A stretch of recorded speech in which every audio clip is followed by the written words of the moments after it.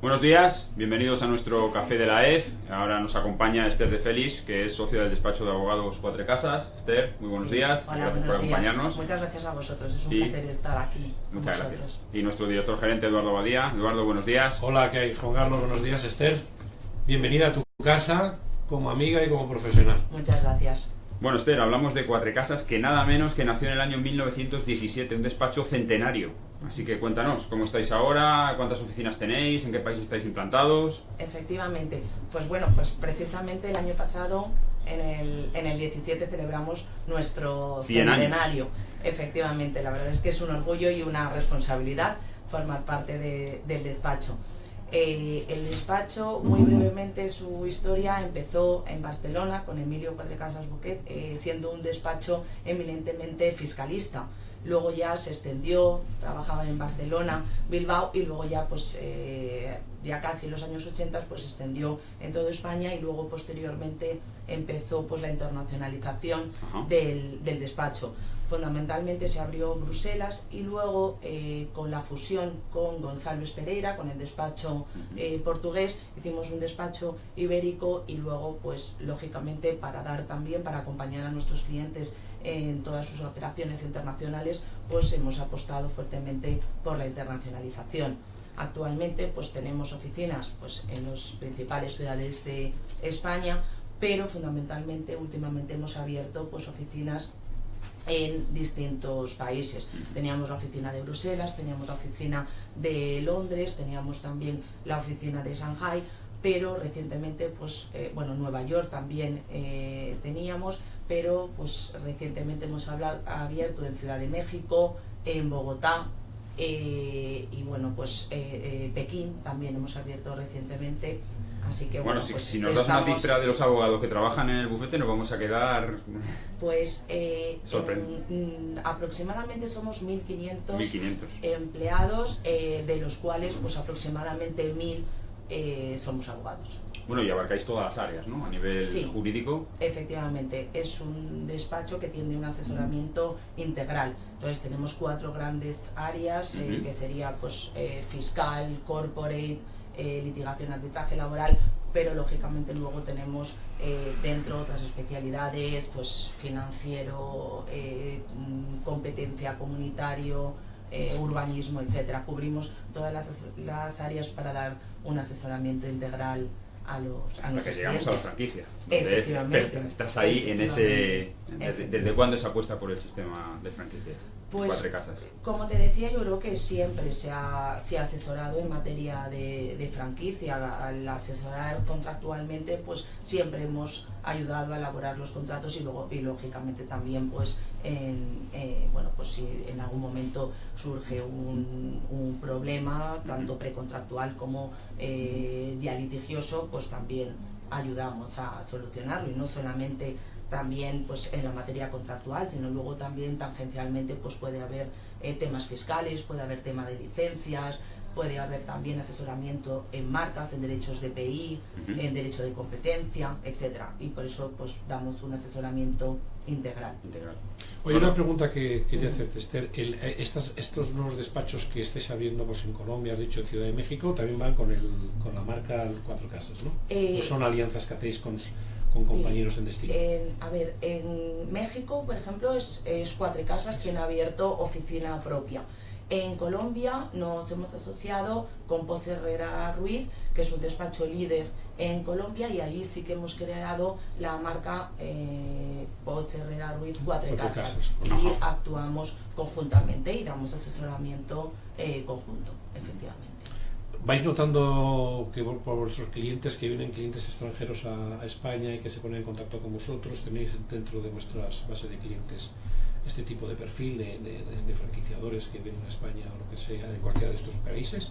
Sí. Es una bidirección, por ejemplo, estás hablando de Japón, has hablado de Shanghái, has hablado de Nueva York, has hablado de muchos países absolutamente importantísimos, pero saber si realmente hay retroalimentación en cuanto a dichos países para España también. Claro. A ver, lo que se trata es también fundamentalmente de los clientes que se instalan aquí en España, los clientes internacionales que se instalan aquí en España, siempre han podido contar, necesitan asesoramiento en derecho español y lógicamente pues siempre les hemos asesorado.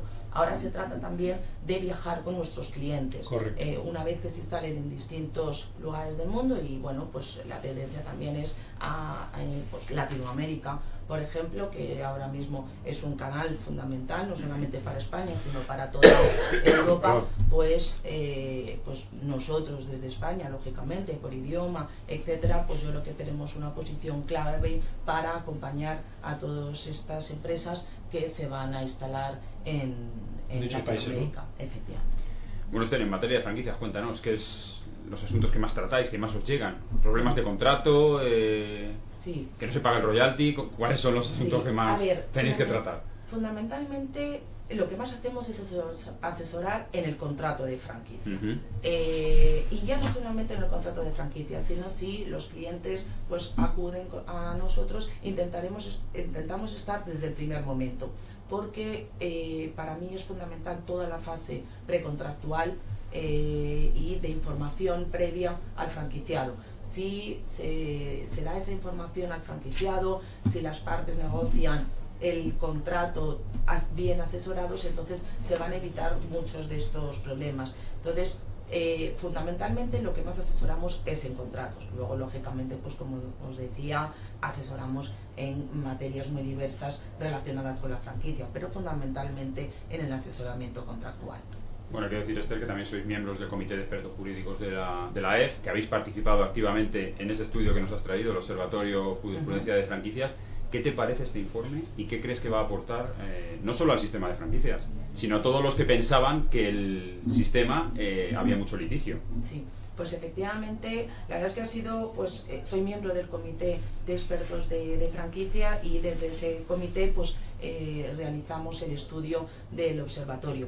Creo que pues ha sido muy novedoso, primero porque creo, y corregirme si me equivoco, que ha sido el primer estudio en España a este respecto, con lo cual pues yo creo que es un primer paso muy positivo y que probablemente pues en otras jurisdicciones se hará un estudio similar. Luego pues desmonta algunos mitos, digamos, que había en relación con la franquicia, y sobre todo pues que hay mucha litigiosidad. No es cierto, lo hemos comprobado empíricamente y hemos visto que no hay tanta litigiosidad como se prevé.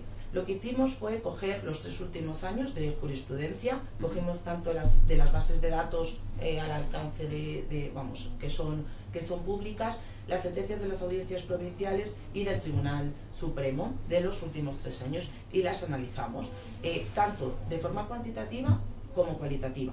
A nivel cuantitativo, pues los datos más importantes que arrojan es que hay una media de 42 sentencias por año, lo cual pues es un número pues muy bajo, la verdad. Incluso yo creo que a nosotros mismos nos sorprendió.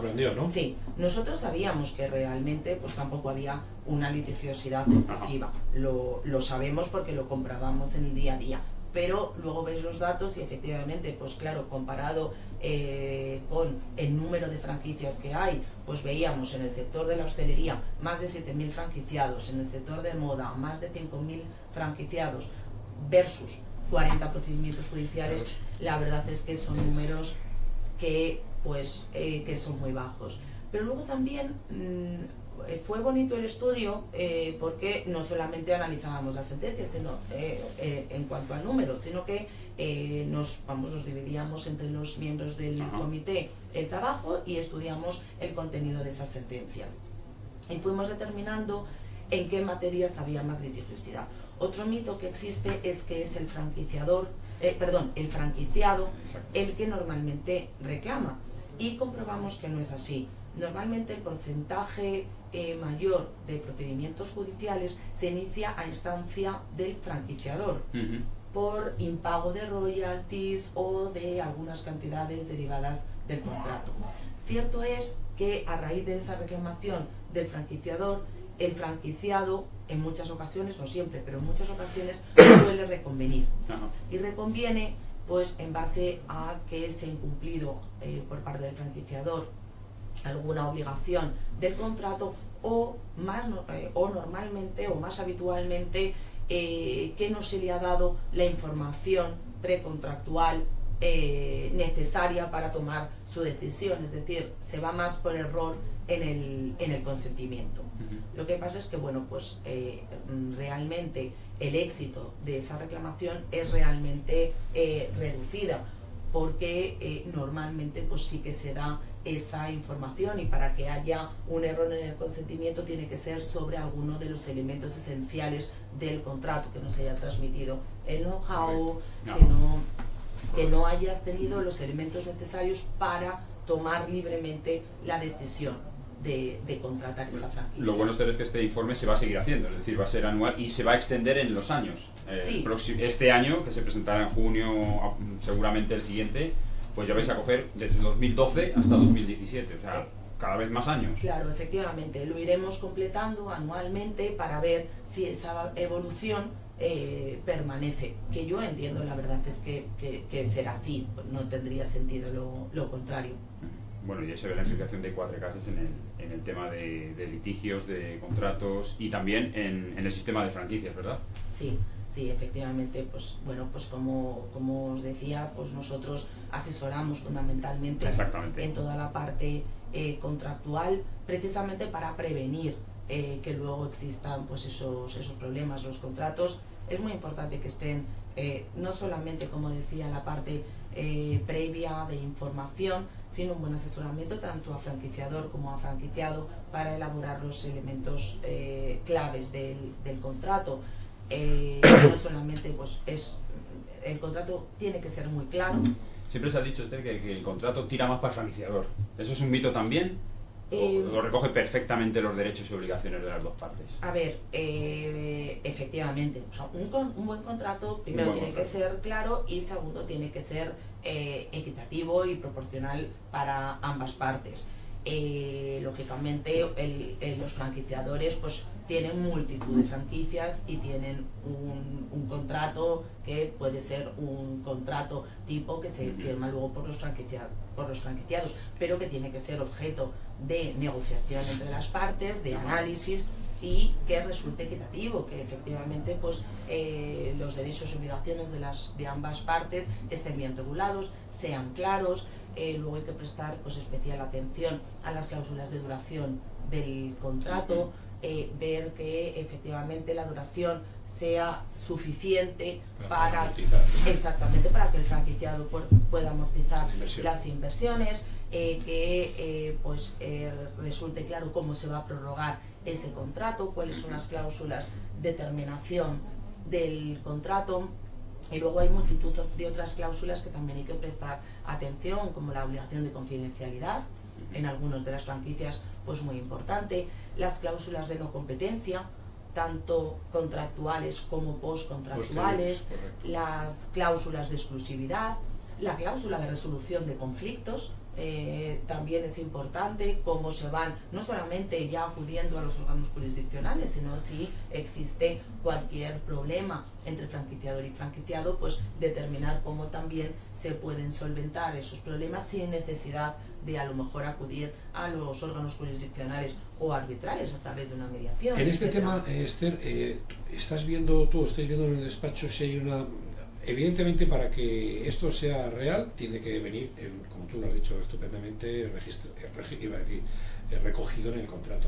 Que los franquiciadores cada día creen más en la mediación y el arbitraje que en el tribunal de ordinario, o todavía son escépticos de cara a utilizar el arbitraje como fórmula de resolución de litigios. A ver, es cierto que sí, pues que no es una de las materias en las que más arbitrajes hay, eso es cierto. Quizás también sea debido a que existe poca litigiosidad, como antes veíamos. Correcto, entonces tampoco hay ni mucho arbitraje ni mucha jurisdicción. Quizás puede ser porque es poco conocido, quizás la resolución arbitral todavía, y deberíamos pues divulgar más esa forma de resolución de conflictos. Quizás también pues pienso que puede ser porque las cuantías de los procedimientos, cuando los hay, tampoco son muy elevadas. Por lo cual sale caro el arbitraje. Entonces puede resultar también más caro acudir a arbitraje cuando las cuantías pues efectivamente no son muy elevadas, pero bueno, sí que efectivamente pues sí que existen, y sobre todo en contratos internacionales, pues sí que existen pactos de cláusulas arbitrales, y sobre todo pues también tenemos que explorar más la mediación que comentabas, para intentar, porque al final pues con una mediación o con una solución negociada a un problema, pues lógicamente las partes siempre es lo más adecuado para las partes, para que evitar que luego pues ya no puedan seguir teniendo relaciones comerciales conjuntamente, sino que bueno, pues con estas soluciones extrajudiciales, digamos, pues pueden mantener esas relaciones comerciales más adecuadas. Y en estos países que os vais incorporando, ¿veis si esa es una tendencia normal o es similar a la que tenéis en vuestro país, en concreto, el tema de arbitrajes y tal? Porque es algo muy importante, porque luego eso se capitaliza todo y va bajando a todos los países, ¿no? De una manera u otra, pero has dicho países muy importantes como Estados Unidos, Colombia, México, sí. Y bueno, es importante saber si en esos también hay ese tipo de cultura, ¿no? Claro, ahí, sobre todo en los contratos internacionales, sí que abogamos y se ve claramente en las cláusulas arbitrales. Es mucho más sencillo, porque las cláusulas arbitrales viajan mucho mejor que las cláusulas jurisdiccionales y crean más seguridad y más confianza a los usuarios, que no se ven constreñidos a un sistema judicial concreto, sino al expertise de unos árbitros. Con lo cual diría que en el ámbito internacional sí que está más afianzado el sistema arbitral. Esther, ¿qué opinión tenéis en Quatre Casas acerca de la legislación que hay en España en materia de franquicias? Pues la regulación, sí, la regulación es verdad que es dispersa, y pues no tenemos una ley, digamos, de franquicia, ¿no? Está el Real Decreto 2010 que regula la actividad de la franquicia y el registro de franquiciadores, y da unas pinceladas básicas sobre bueno, pues la regulación de la franquicia, la información precontractual que decíamos, los aspectos básicos del contrato, el registro de franquiciadores, etcétera.